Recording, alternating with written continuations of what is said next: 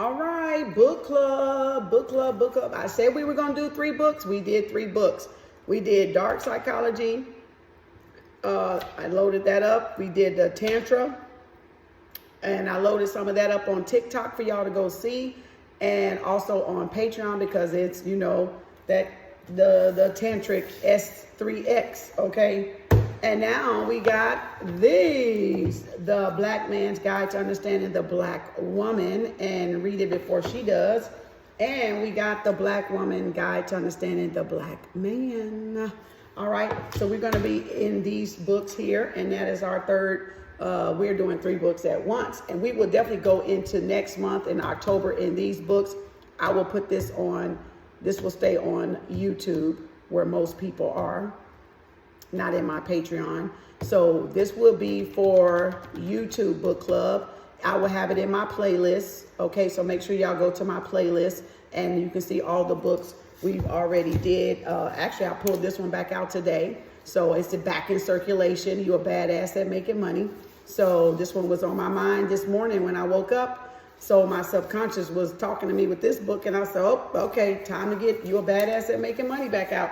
This is already on my playlist, so you guys can go see that one on my playlist on YouTube, Kim Arts, okay? So you can see all the books we've already been doing on the playlist. So this is one with all the, the advice. I ain't gonna say expert advice because nobody's really the expert. Everybody's still learning. But with all the misconception, advice going around with the physical, religious, and the spiritual, all that information is like overload and everybody trying to fit everybody in the box. But it's depends on who y'all working with and who's mature basically and who's not mature. And if you got a boy in a grown man's body or a girl in a grown woman's body and vice versa. So F boy or F girl, that depends on who y'all are dealing with. You cannot put everybody in the box together, because when you do that, you could be in your trauma wound and not recognizing you have a real grown woman or grown man, or I don't even like the word grown, but mature man or mature woman, because you're the one in the funk energy or in the karmic energy and vice versa, or it could be them in it and you're in it. So it's everybody's individual and who you're dealing with, but you got to first get to know the people. Y'all are trying to rush into relationships without even getting to know the person, which, what y'all want to call saving time. Okay, go right ahead, save time. Does not ensure a person that you get is not going to cheat on you, not going to, manipulate you, not going to abuse you. You still could pick the wrong one if you haven't healed. So this is not about rushing to find somebody, rushing before you hit the wall. This is not about rushing before you run out of time of having babies or having another one. This is about healing generational curses, healing trauma wounds, healing mother, father wounds, or grandmother or grandfather wounds, whoever did the most rearing and raising when you were little, so that you don't pass it on. And it's really about the habits that we develop from being reared around these dysfunctional parents and karmic parents and mothers and fathers, or aunties and uncles and stuff, or cousins, or whoever the family was, whoever we was around the most. It's us healing from that. So none of this stuff will matter. None of the dating stuff will matter if you've not healed what's wrong with you. If you've not healed what's wrong with you and what's holding you back, none of the dating stuff is going to matter. Doesn't matter if you say everybody's a narcissist. Doesn't matter if you go celibate. Doesn't matter it doesn't matter. If you've not healed yourself, none of this stuff matters. None of it, spirituality or religion. If you've not healed yourself, none of it matters. All right, I said that at 420, which I got 5 on it, which is my birthday, but not really. It's my birthday, 420. All right, let's get with it. From Shah Raza Ali. I think I pronounced her name wrong. All right, there it is. So again, let's get in this delve in this book here. All right, because there's a lot to look at here with this book. Her childhood and where she came from. Okay, I'm gonna skip around to I think this is where I got the tab, because I did end up doing this on pop-up. And it was another one I did on pop-up. But so I said I was going to extract that part out so that it would be on the book list, on the playlist. So this is what I'm going. But if you go through my pop-up, it'll say it in the title. This book will be in the title. And that's when we discussed it in that pop-up. But I don't know if I still got it up or not. But anyway, let's go back. Let's go read 24. Y'all know I don't read the whole books. I just kind of give y'all some insight in case y'all really want to get the book. You kind of know what's in the book pre-advance. Because I've bought a few books I didn't really like. Because you don't know what's in them, right? You just think that, okay, it'll be a good book, and then it's not really a good book. So let's go. The Black woman's problem represent a challenge and a responsibility. The challenge is to subdue her and put her in her rightful place. And the responsibility is to the role of the Black woman and be in charge of her in a civil and loving way. He must give her what she needs, which is quite different from what she wants. A good Black woman does not come ready-made. A good Black woman does not come ready-made. And we're out there talking about we're not going to build a man. We ain't going to build a man up. We ain't going to build a man. And men talking about she got to be already this or that or whatever, right? But it says a good woman does not already come ready-made.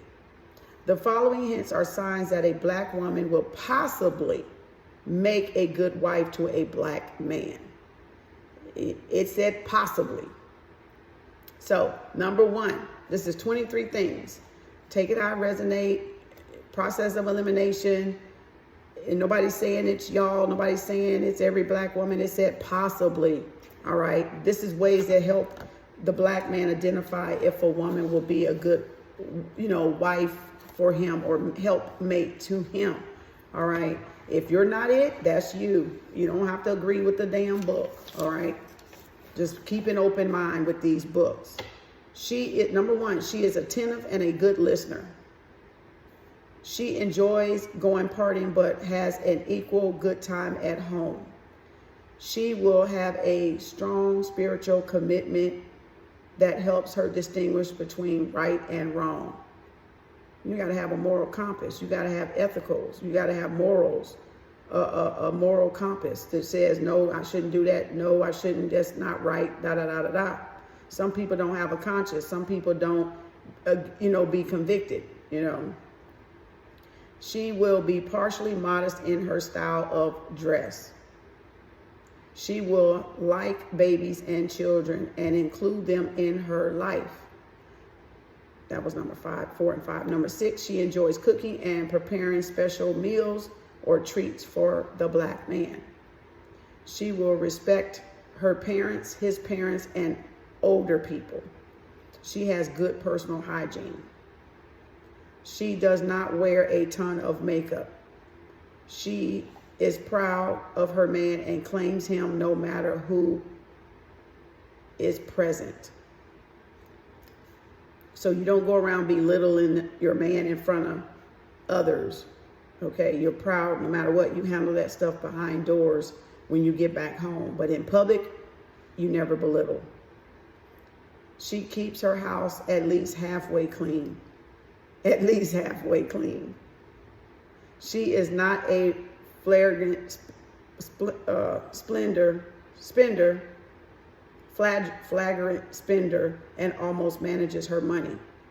She is trustful and freely expresses her sexuality and desire when in private with her man. She shares voluntary and offers help when she can. She does not hold grudges too long and will apologize when wrong. She will go out of her way to do special things for the Black man. She will speak good of him when he is not around. She will defend him against verbal attacks from others. She does not show out or curse loudly in public. She smiles when she meets him. That means you don't get in no argument and I'm gonna kick you out and I'm gonna blah, blah, blah, you mother, blah, blah, blah, blah, blah, blah, blah. You know how women be in, you make me sick, you blah, blah, blah, you slept with blah, blah. They have a whole argument on the phone in the grocery store.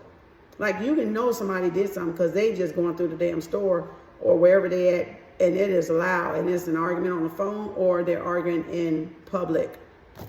Like how many times have you seen a public, argument between a man and a woman, out in the public, just mouth firing off, as I say, right? And then number 20, then it says, so she doesn't curse loudly or speak in public, belittle him and things like that. Defends him against verbal attacks. If people trying to impersonate or talk about his character, she stands up for him, right? Because that's her man, right? He would do the same for you. It says she smiles when she meets him. You're happy to see him whenever he comes home in the morning. Greet him. He's happy to see you. I know y'all going to say, well, what about him? We're going to get to that. That's this one. But this is y'all, okay? Don't go with the, what about them? What about, we got another book for that right there. She controls her anger and does not go wild when angry. Doesn't get irate, don't go hitting and pushing and shoving and spitting and cussing and, belittle him and assaulting his character or da-da-da-da-da. She will take instruction on some things without being combative, see? It says she is respectful of black men in general. All black men, not just some, but in general, the black men, right? The black woman who choose to marry to have a home, security, and company, but do not wish to have continued regular intimacy with a black man, have amazingly worked out a lifestyle whereby they can live with the black man in the same household, but do not have sex with him. They choose perfect opportunities to implement this program, such as immediately after she has had some type of operation or a baby, after or during the heavy emotional trauma, after an accident of some sort or a back problem, by claiming that intercourse is too painful. The black woman, counting on the black man's ignorance of certain female medical problems, will use these illnesses, real or imagined, to deny the black man sex. So in other words, you shouldn't be denying him sex. Y'all making up these excuses, these 4 excuses, will get y'all cheated on. And I'm not saying that's the only reason why they would cheat. If they're going to cheat, they're going to cheat. But when you're constantly doing this, then just look for it. It's coming for you. It says she will often talk to her friends and take their advice and old wives' tales and make up a lot of the other flimsy excuses and exaggerate her symptoms to defend, prove, and justify her denial. Some black women do not enjoy sex after marriage, or hate the thought of it after having children, will perform all of the other wifely duties except having sexual intercourse. This marital arrangement to live out the marriage without sex is strangely accepted by some black men. It says the men who practice this forgery ignore or pretend they do not mind their husband seeking, no, the women, I'm sorry. The women who practice this forgery ignore or pretend they do not mind their husband seeking sexual gratification elsewhere. It says the scene, while weird to others who know of the situation, works of if both parties agree. Sometimes they sleep in the same bed or separate beds or separate rooms. They share a home, bills, children, and other family activities, but there is no sex. And they are committed to each other. This black man, smoldering with neglect and disappointment, seeks physical attention elsewhere. So again, that will really push them out somewhere else. Cheating, whether it's emotional, physical, or whatever. In other not as drastic couplings, the women will just pretend she is on her period, complain of a severe headache or weariness, like or weariness. Play like they are asleep. Wait until the man goes to sleep before getting into bed. Wear bulky hair rollers and cold creams on their face. Or if forced, they will consent, but just lie there and be a non-participant in the act. It says all of this is done to discourage the black man from approaching her for sex. As a last resort, they may make him beg for it and still say no. It's a ridiculous situation for the black man to tolerate. Some of the black women brag to each other about the tricks they employ to get out of having sex with their men. It is often a big joke among them about how to mask these maneuvers. Oddly enough, the black women who do this think it is normal and necessary. They are full of contradictions. Since the full indoctrination of the women's rights movement, some black women have commenced to refusing to give up their maiden names to accept their husband's name after marriage. They adopt titles like Martha Jean Williams-Smith or MJ Williams-Smith. They are referred to as Mr. Williams-Smith. Mrs. Williams-Smith. This is not their own idea. It is also another statement to demonstrate to the black husband that by refusing to give up their family name and accept his as a tribal leader, they are exerting their individuality. This is considered modern and gauche, Gauche. It is also a public reminder to the black man that he does not own her. This system is especially popular among the so-called professional or corporate women. They believe they must maintain a separate identity in order to get credit for what they do. During whatever kind of marriage or relationship the black man manages to have with the black woman, there will come times when the black woman feels compelled to assert herself about a particular issue. They refer to this as "I got him told."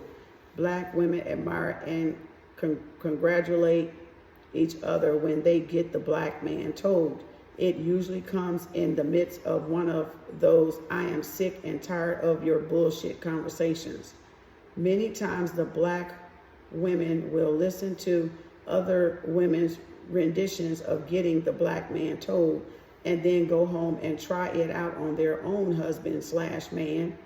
If he goes along with it, she is conformed in her position, and she is convinced that if she presents it right, she can have her way about anything. Black women tend to think that the black man corporation or agreement with her ideas is a sign of weakness, or if they really are tripping, they think he goes along because he's just crazy in love with her. Wow. So we're going to skip down here. The black man must not be impressed with the initial behavior representation of the black woman when he first meets her. During the heated period of getting to know each other, the black woman will pretend that anything the black man says or does is okay. Yet later, when the familiarity sets in, she will present the real deal that she lied about and explain fully why she doesn't feel that way at all. With a fervor, F-E-R-V-O-R. Love does not conquer all, and love does not make everything turn out all right, no matter how hot the passion. No matter how good the black man looks or what she has, if she is not on her black man's side and supportive of him, then she is not his woman. The black man can tell which woman is his by the way she submits to his ideas and instructions, and by the way she works to make him happy. his black woman should take the position that his success is her success, their success, and work as a team. The particular type of marriage practice in America does not have a good success rate. It is reported that only 1 in 4 marriages actually work in the terms of longevity and happiness. These are the same odds at the blackjack table in Las Vegas. 1 in 4. Most people lose. The reason why American marriages between black men and black women fail is threefold. Because of hypocrisy, dishonesty, and disenchantment. Okay? Neither the black man or the black woman are able to live up to the European rules and expectations of marriage, since neither party is able to successfully obey the rules yet spend their lives pretending to. The union is doomed by hypocrisy. Both pretend to do what they know full well is against their nature. Whew. Dishonesty. The black man, because of the uncompromising rule of monogamy, is forced to lie to his wife, because if he tell her the truth, it will put his home in hell and jeopardize his peace.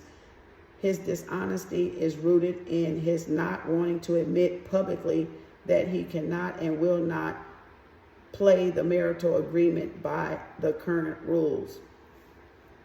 Disenchantment. The black woman mainly suffers from disappointment and dissatisfaction when her unrealistic dream of marriage are shattered. She has been taught to expect the impossible, and when it does not materialize, she becomes despondent, and her disenchantment colors every aspect of her marriage. It does not turn out the way she imagined or the way she was told it would be, and she does not have a plan B, so she becomes hostile. Oh, Lord. The black woman does not understand that all of her ideas about marriage were given to her from another people's nation. She responds to situations according to what she has been taught, according to what she has bred into her brain, to ensure that she gives up her birthright, and to ensure that she cuts all ties with her original roots. Periodically, when the black man chooses the older black woman for his mate, he can relax a little. The older black woman, about 39 to 50, has tried all the tricks and games and accepts her failure rate. She is more apt to be willing to try something different during her twilight love years. As we have heard, she is more at ease sexually, may be easier to talk to, and is more patient and tolerant. She's been there, and while the men in her age bracket may be breaking away from their own tradition and becoming more interested in younger women, she is caught in a whirlpool, a floating, sometimes detached, with a lot of life left in her. While she may look adult and settled and has claimed she would never even consider a younger man, she can be approached. The drawback at that, she will not want to bear children, and she will not be as interested in juvenile type activities, and she may be shyer. She will also have a multitude, if old, problems she may wish to discuss or receive advice on. She is faithful and becomes energetic about her new romance. During this span of life, black women commence to lie about their age. On the other side of this group are the women in the same age bracket who remain inflexible in their ideas about what they will take and what they will not take off of the black man. They are firm and brittle in their attitudes and swear they are better off without a man. They masturbate or just dismiss sex completely.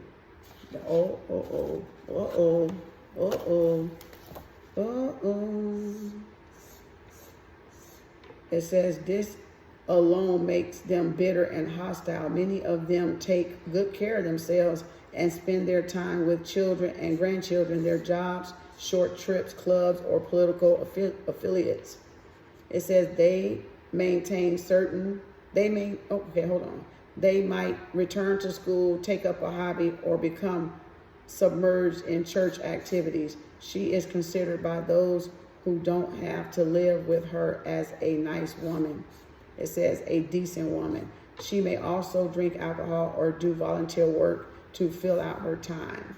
It says she is full of stories of failed romance and bad black men who she claims abused her without reason or cause.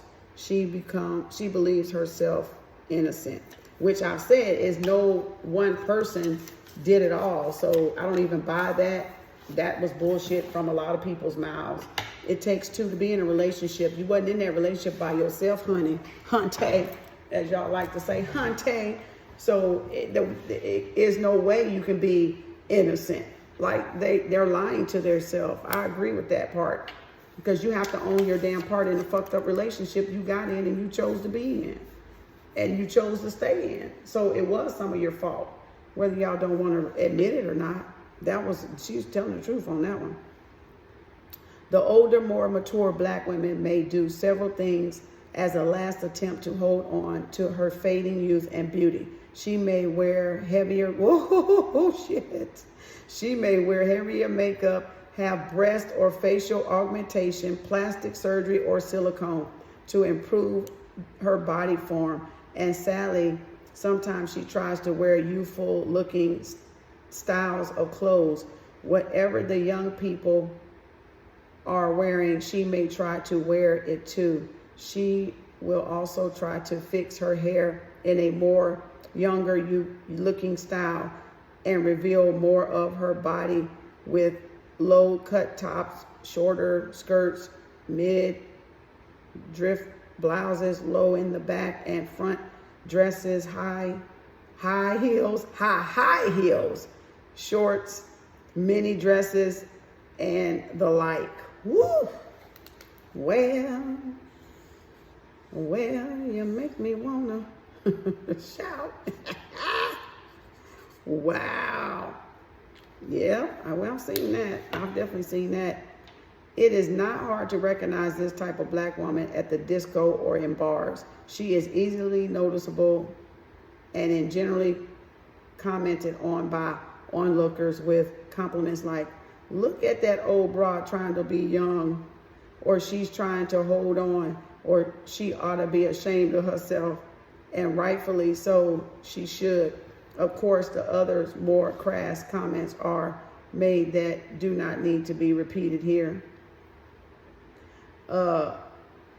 The black woman when in this stage is very, very unhappy, has low self-value, and is confused. Woo! Whoa, Lord. I know y'all ain't gonna like that one. Come on. Tell them. Let me read that again. The black woman when in this stage is very, very unhappy, has low self-value, and is confused. She believes that the only way she can attract a man is pretending to be young, and she is mentally blind enough to believe that she can get away with it, and that no one can see that she is an old sister trying to be young. The fact that she cannot recapture the part of her life does not matter to her. She thinks that how she dresses or dances will make her accepted by men. She does not know that each stage of life can be beautiful and content if she thinks right and behaves in such a way as to be viewed as beautiful. The older black woman wants to be young, and the younger black these little gnats is getting on my nerves. And the older black women want to be young, and the younger black women want to be old. Yes. And so it seems actually they would rather be anything than what they are. And that's what you got all over the social media competition. I told y'all the younger ones, the old crones want to be y'all and be youthful, and y'all want to be them. It doesn't even make any damn sense. Or they want to be single again and they tied to a marriage that they are not even happy in, so they jealous of y'all single ones because y'all got free range. Y'all can go whatever and do whatever y'all want to do, and they can't because they stuck in that marriage, and God forbid they get and throw that away, because then the town is going to look at them. So they're not even thinking about their happiness, which is why they're still bitter too. I call it miserably married and miserably single, you know, because you got some younger ones want to be the older ones, and it's like, why are you rushing it, honey? It ain't all that. You know, just enjoy yourself, get to know yourself. So again, oh my gosh, that's great. Okay, so now, okay, where was that at? That was at 20, where was that at? 24.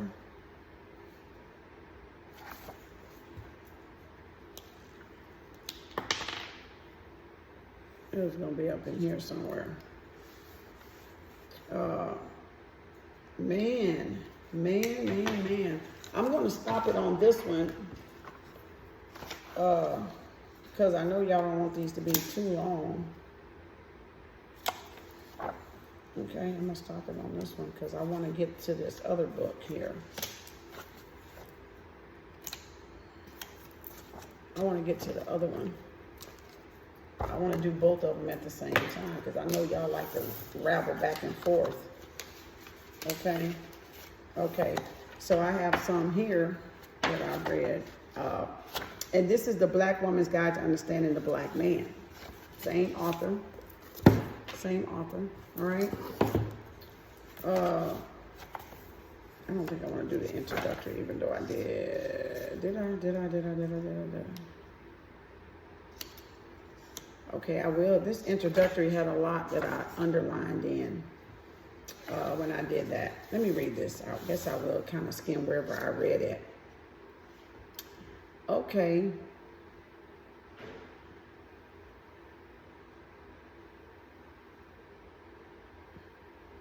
While the scabs on the wound inflicted by the Black Man's Guide to Understanding the Blackwomans are barely healed, we now embark on the second phase of this purification process to expose and dissolve selected behavior that destroy love and stifle respect between blacks. This is 32. I'm gonna say this is at 3200. Oh. I'm gonna say somewhere around there. I forgot to look. Okay. Of course, it is impossible to include in any writings all of the idiosyncrasies of 30 million African Americans. Let's jump down here.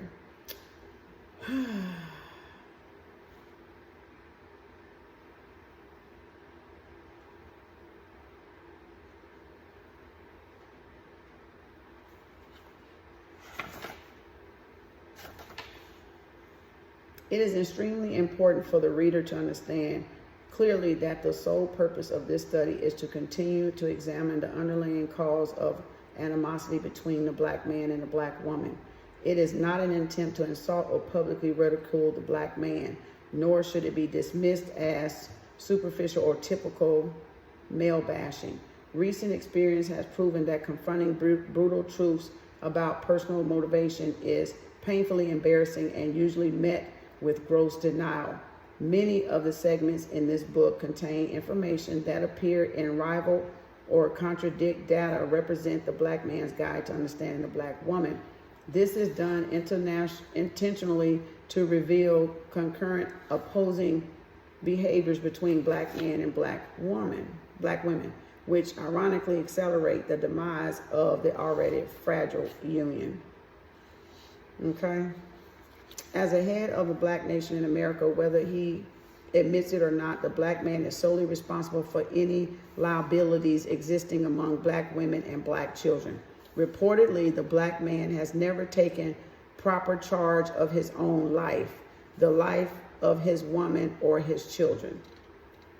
Okay? While many of his negative habits are merely reactions to ill-fated approaches of his woman and his mother. I'm skipping around, y'all, because this is the introduction. Let's see. The irresponsible leadership of the black man and how they got to be the way they are. It also explains how the black man, teens unfamiliar with past and modern history, becomes displaced and reckless in the world. This book is merely a mirror of galloping, reflective account of the black man's last 19 decades in America. Skip down here. As before, I do not expect all black men to accept the accuracy of this report. The mass denial among them must not constitute cause to reject or disbelieve the content of this work. Public confession is not necessary for improvement. Readers must realize that here is a man who claims he is victimized by entrenched racism, slanted justice, media attacks, multiple drugs, and accessible weapons, compounded with charges of genocidal conspiracy out to destroy him. I've got a download. Just had a frequency in my ear, in my left ear. Yet he has done little to ward off the results of such conclusions. He has been screaming foul for upteen years, trying to bring attention to his unfair treatment. And he now dizzily wanders around crying racism at the slightest provocation, but still wears that the possibility of a diverse multicultural society exists.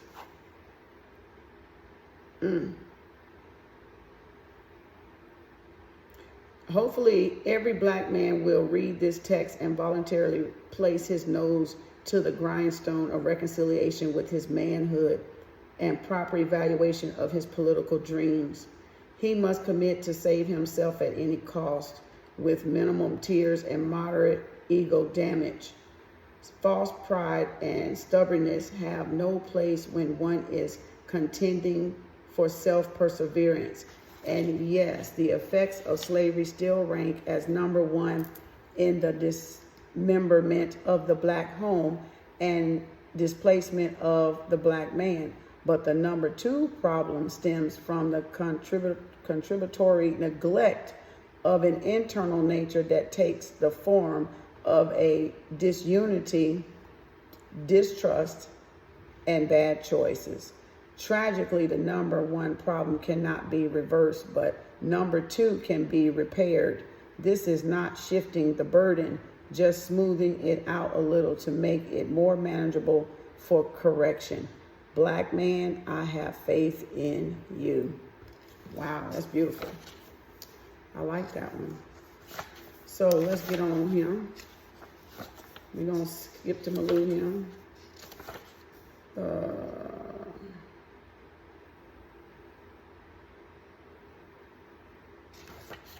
I thought I had something.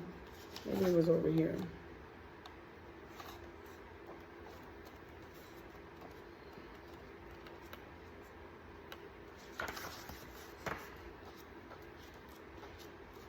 Is that it? Was that my page? Maybe that was my page.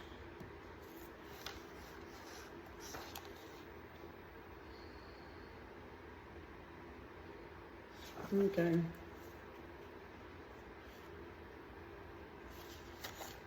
All right, so this is going to be on page 50. This is going to be page 50. And I'll do this again this week, so y'all can look for a video this week on my YouTube channel, okay? So look for another video this week. This is page 50 and 51. All right, deeply rooted in his psyche, in his pre-American history of being ornate. This is the best expressed in the intricately decorated finding of the chiefs, queens, and other members of royal black families who decked out in arabesques Arabesque outfits, Arare biscuit outfits, I'm probably pronouncing that wrong, and adorned flamboyant jewelry from head to toe. He, being an ornamentalist, has made him somewhat of a spectacle in many circles. He has a reputation for being intentionally embellished in flashy, conspicuous, high-colored outfits. His choice of fancy garbs is something he takes special pride in. He delights in receiving special attention for assembling a conglomeration of pieces that attract stares or admiration from unknown bystanders. He wants to project an image of him that denotes his Baroque,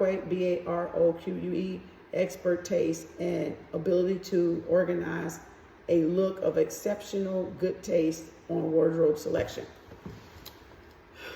A lot of people, we call those metrosexuals sometimes this day and time, or bisexual or metrosexual, or just someone that just really, like she said, takes, pride in their dress and their wardrobe and putting it together, and that's how they come out of the house, well put together with the wardrobe.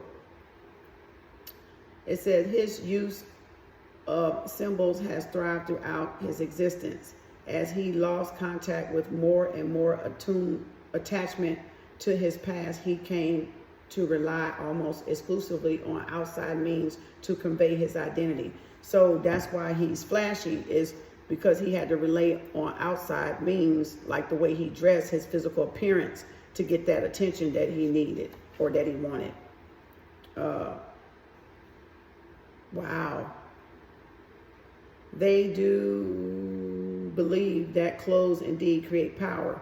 No price is too high, no risk is too great, and no mountain is high enough to keep them from getting and wearing a unique piece of clothing.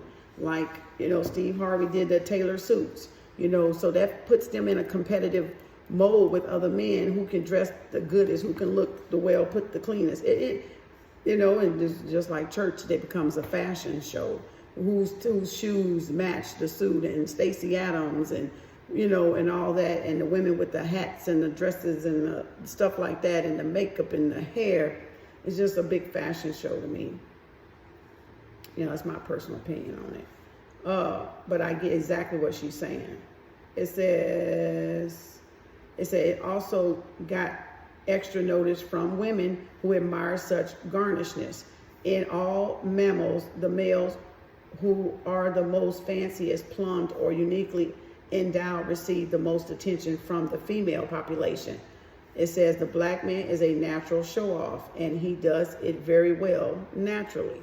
So they like to have the nice cars, the nice watches, the nice shoes, gaiters, Cartier watches. Y'all think they got money. Sometimes they'll break the bank just to look like that and be broke. So it doesn't mean they got money. They just know that that's going to get that attention that y'all going to give them. Okay, what is not, like I said, it's not what the man drives, it's what drives the man. What type of ambitions do the man got? What does the man want to do? Anybody can go get a nice car, but that don't mean they gonna be worth nothing when you take them home. Okay, so y'all need to look at that. Stop looking at what people drive and think that they gonna be okay. No, they can be a narcissist driving that car. They can be a murderer driving that car. It doesn't matter. Y'all looking at the physical. Okay, and then it says those black men who are not artificially competitive tend to place less importance on the outer appearance. Clothes are just to cover the body to them, and they are more embroiled with internal issues. Of course, some of them cannot afford the dress as finely as they would prefer. However, even among the unaffected groups, there are certain rules that must be followed to ensure a basic measure of acceptance from the black public. These rules, which no one knows how they originated or who made them up, consist of standards such as: he is not to wear plaids and stripes or polka dots and tweed. He must not wear wide leg pants or pants without pockets. He, under no circumstance, is to wear no-name sneakers. He must never put on a pair of pants that land above his ankles. That's them damn skinny ass jeans and shit. Them little thin leg pants, and they come right at the ankles. I couldn't stand them damn things. But anyway, he cannot adorn a suit with a wrong size lapels, Lapels, or wrong size labels, I don't know. He should not mix unsimilar shades of colors in random sequence. These are just examples of the guidelines that are used to measure his public image. Violation of these rules earn him disdain, laughter, mockery, dislike, less consideration, and may cause him to be perceived as unintellectually endowed.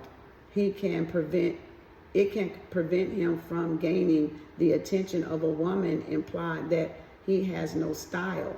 Style is a word used to clarify not only a particular type of clothing, but a black man's total demeanor. The use of clothing as a symbol to project an image is an ever-changing one, because the wearer must assume that the person appraising his appearance is aware of whatever the current standard is. A symbolic image is only effective if the definition of a symbol is widely known and practiced. Usually the black man creates new definitions for certain symbols. By doing so, he subliminally dictates to the fashion industry with slant their designs should lean toward. They occasionally turn a fashion designer's effort into a new creative concept of how to wear it or what to wear it with. They set the standard, in many cases, define what the season-to-season styles will be. The brand names they revere are routinely the name of white males or reflective of white imagery taken from white experiences. In refraining his image somewhere along the lines, he developed a positional stance referred to as cool. Cool is explicitly defined by them as to be able to dress fine and stand absolutely still, not to become ruffled under pressure, slow walking, slow talking, low voice, or quiet, too proudly be the first to display some outlandish style, be impeccably dressed and color decorated at all times, to drive a slick, expensive model of car and act unaffected, to stand back from the crowd and not reveal what he is thinking, be by himself a lot, keep a non-committal look on his face and show no emotion, to be very conservative in his style and clothing selection. Okay, well, y'all, we're gonna go with the next one later on this week.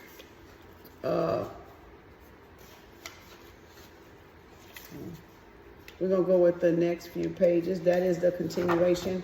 We're gonna read both of these books at the same time, because y'all like to say, well, what about? So instead of separating, I'm putting them together. So if you guys want to get them, there they go right there. You may can find them on Amazon. All right.